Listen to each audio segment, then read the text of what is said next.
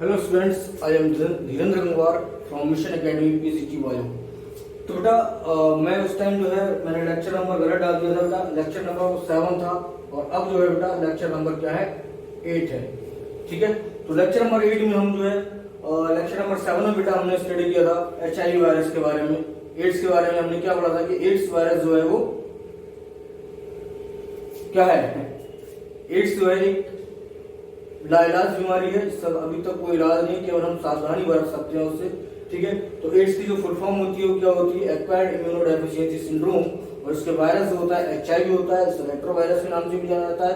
और HIV virus की जो फुल फॉर्म होती है वो ह्यूमन इम्यूनोडेफिशिएंसी वायरस होती है। ठीक है बेटा, और जो बात की थी कि वायरस की जो डिस्कवरी जो थी, सॉरी एड्स की जो डिस्कवरी जो थी वो 1981 में की गई थी।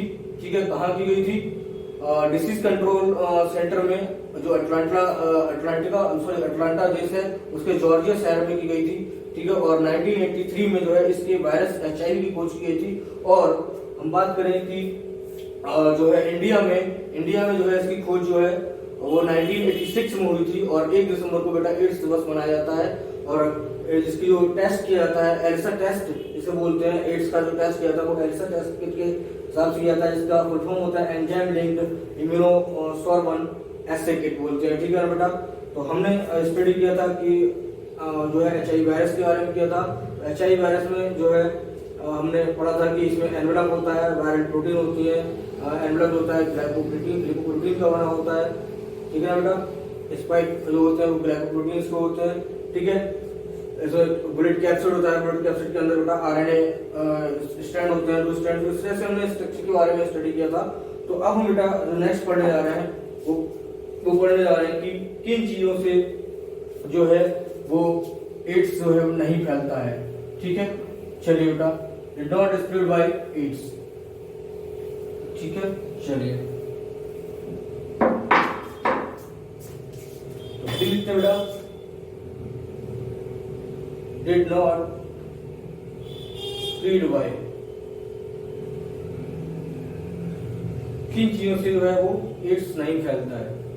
लास्ट लेक्चर में मैंने थोड़ा सा बताया था बेटा कि ये ऑर्डिनरी सोशल कॉन्टैक्ट से बेटा नहीं फैलता है। किस चीज से नहीं फैलता है, ordinary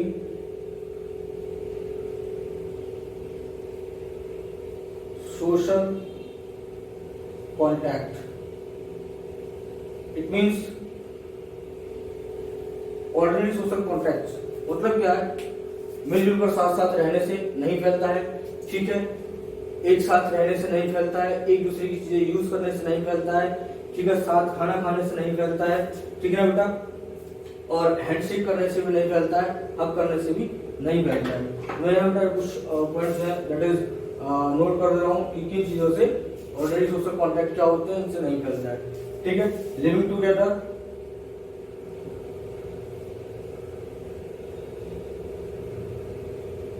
living together, to eat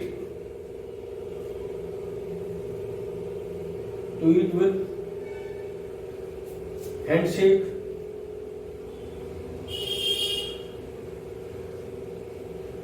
ठीक है ना बेटा, और जो है हग एक्सेट्रा, मतलब साथ साथ रहने से, साथ खाना खाने से, और जो है कहने का मीन है हैंडशेक करने से। दूसरा है बेटा कि एक दूसरे की चीजें यूज करने से भी नहीं फैलता है। सेकेंड पॉइंट बेटा क्या है कि mobile, laptop, tablet, tab, toys आदि को भी साथ यूज करने से नहीं फैलता है। ठीक है, do not spread is not spread by sharing। तो क्या है, इन चीजों के शेयर करने से भी जो है एड्स नहीं फैलता है। नेक्स्ट पॉइंट बेटा देखिए हम क्या है, 3 पॉइंट्स ये है कि बेटा कि कहने का मीन जो है मॉस्किटो जो होता है ना, तो मॉस्किटो के काटने से भी ये जो है नहीं फैलता है। Mosquito bytes mosquito bites do not spread AIDS. Okay बेटा, and 4 points, it is not a disease of untouchability.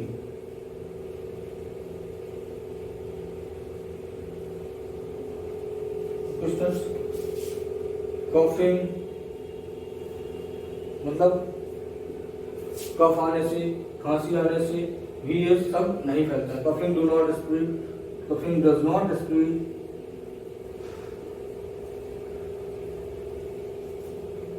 Ads. Questions? तो कहने का मीन है कि सोशल कॉन्टेक्ट से नहीं फैलता है, शेयरिंग से, अपने सामान की शेयरिंग से नहीं फैलता है, मॉस्किटो के काटने से नहीं फैलता है, ठीक है ना. ये जो है कफिंग वगैरह से भी नहीं फैलता है. और बेटा मैं आपको बता दूं, उसको बेटा नोट कर लें. 1 दिसंबर को जो है 1 दिसंबर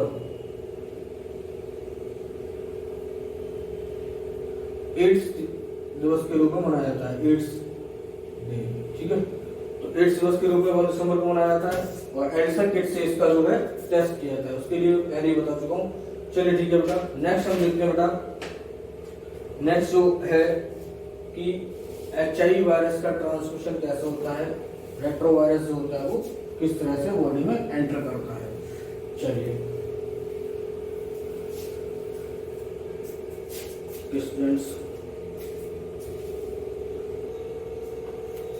स्टूडेंट्स, मैं आपको बेटा life cycle of HIV virus जो आपको एक्सप्लेन करूंगा बेटा.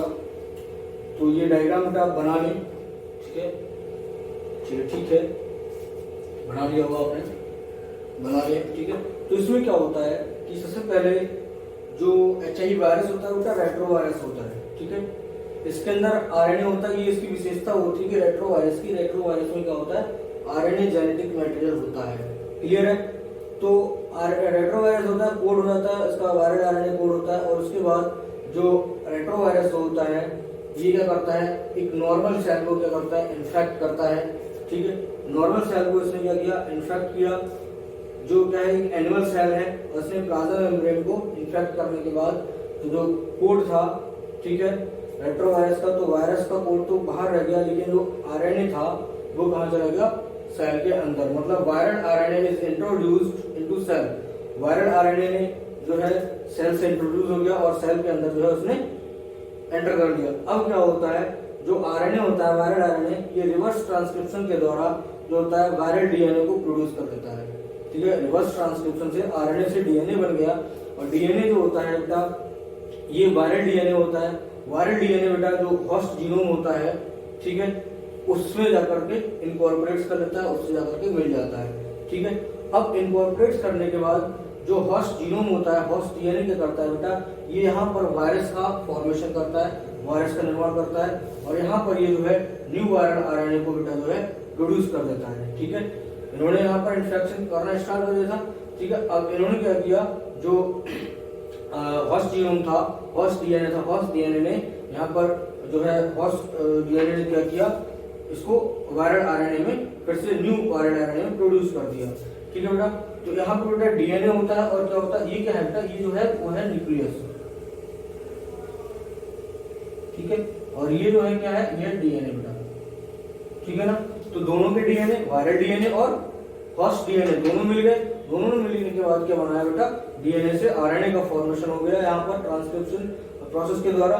न्यू वायरल RNA जो है बन गया. अब न्यू जो, और ये क्या था, ये इन्फेक्टेड सेल से बना था, ठीक है. ये सेल जो है, जो एनिमल सेल थी इन्फेक्टेड हो चुकी है, इन्फेक्टेड सेल से क्या बन गया, ये बन गया न्यू वायरल RNA जब बन गया तो ये क्या करेगा, इसकी जो RNA जो RNA था, RNA क्या कर दिया, फिर कोडिंग कर ली. RNA जो न्यू वायरस पार्टिकल से वो प्रोड्यूस होगा और ये RNA वायरस जो थे वो क्या करेंगे, सेल से बाहर निकलेंगे और सेल से बाहर निकलने के बाद देखिए बेटा ये अदर सेल में पहुंचेंगे। ठीक है, यहाँ देखो new virus can infect other cell, और ये दूसरी सेल को जो है क्या करेंगे, इन्फेक्ट करेंगे। ठीक है, तो इन्फेक्ट सेल क्या होता है, infect cell can survive, infected cell जो होती है वो तो सर्वाइव कर सकती है, वाइल जबकि viruses are being replicated and release. तो जो वायरस जो होता है जो करता है वो अपने आप को रेप्लिकेट करता है, अपने आप की संख्या को यहाँ बढ़ाता है। यहाँ क्या था, मतलब एक वायरस ने एंटर किया था, लेकिन यहाँ पर क्या निकले, कई सारे वायरस बाहर निकले। तो यहाँ पर क्या होता है कि इन्फेक्टेड सेल जो है वो अपना सर्वाइव करती रहती है, क्योंकि और जो वायरस जो होता है वो यहाँ से अपनी संख्या को बढ़ा करके बाहर निकल आता है और वो दूसरी सेल्स को जो है इन्फेक्ट करने लगता है। ठीक है स्टूडेंट्स, तो आई होप आपको ये समझ में आएगा। मैं दोबारा बेटा एक्सप्लेन कर देता हूँ कि रेट्रोवायरस जो होता है इसमें वायरल आरएनए होता है, और वायरल आरएनए जो होता है इसका जेनेटिक मटेरियल होता है किसका, रेट्रोवायरस का। रेट्रोवायरस का जो है आरएनए जेनेटिक मटेरियल होता है।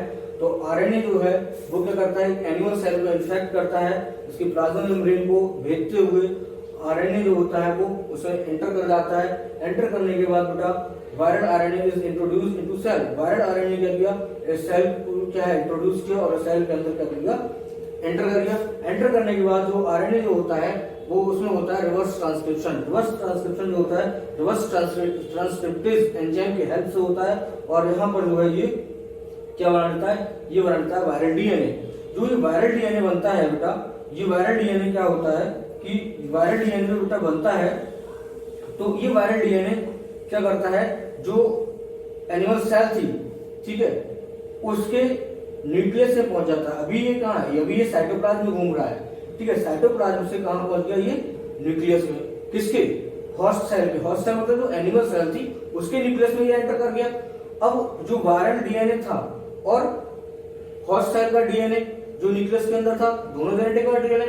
ये दोनों जेनेटिक मटेरियल क्या करेंगे, यहाँ पर क्या होगा कि इनकी संख्या जो यहाँ पर जो होगा, ये जो डीएनए था वो क्या करेगा, एक नए वायरल आरएनए को प्रोड्यूस कर देगा, और नए वायरल आरएनए को प्रोड्यूस करने के बाद यहाँ पर क्या होगा, सेल के अंदर इनकी जो है इनकी संख्या में जो है आरएनए वायरस की संख्या में जो है रेप्लिकेशन होगा, इसकी संख्या जो बढ़ेगी, और बढ़ने के बाद क्या होगा, ये जो है सेल से बाहर निकल आएंगे।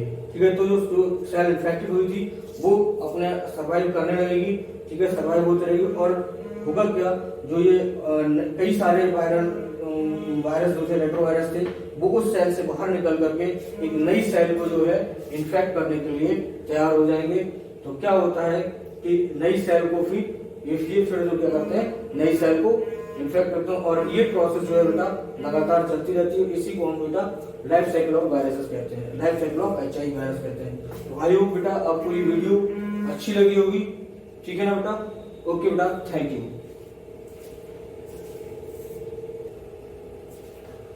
ठीक है बेटा, तो हमने क्या पढ़ा, हमने HIV वायरस की लाइफ साइकिल को स्टडी कर लिया है। ठीक है, तो मैंने बेटा इस जो चैप्टर, इस जो लेक्चर 7 और 8 जो दिया है, ये बेटा कंबाइंड है, एक ही लेक्चर है, लेकिन 2 लेक्चर में डिवाइड किया, क्योंकि लेंथ ज्यादा हो रही थी बेटा।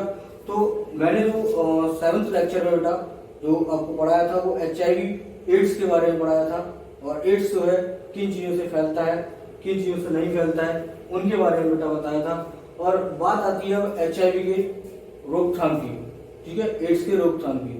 तो बेटा इसके जो है बचाव है, ठीक है, प्रिवेंशन है। क्या बचाव है, सबसे पहले जो है कि किसी पर्सन का ब्लड लेते टाइम, अगर किसी पर्सन का ब्लड हम ले रहे हैं तो उसका HIV टेस्ट कराना बेटा जरूरी होता है। ठीक है, एक व्यक्ति जो होता है मतलब जो है एक ही सिरिंज का यूज नहीं किया जाना चाहिए। ठीक है, जो ड्रग एडिक्ट लोग होते हैं, नशेड़ी जिसे बोलते हैं बेटा, तो करते हैं एक ही इंजेक्शन को कई बार यूज करते हैं। डॉक्टर्स जो है उनको जो है आपको देखना चाहिए कि एक ही इंजेक्शन का यूज बार बार ना किया जाए। ठीक है, एक ही सिरिंज का, एक ही निडल्स का यूज ना किया जाए। ठीक है बेटा, दूसरा क्या है कि जो एड्स जो है बेटा, इससे बचने के लिए बहुत सारी चीजें जो है अपनाई जाती हैं। ठीक है, तो मैं यही कहूंगा बेटा कि इसमें जो है ब्लड जो है आपको HIV टेस्ट करवाने के बाद देना चाहिए। नेक्स्ट बेटा जो है इसके बारे में काफी बच्चे जानते भी हैं, खैर कोई भी नहीं, मैं आपको इतना ही बताऊंगा कि HIV से हमेशा बचकर रहना चाहिए।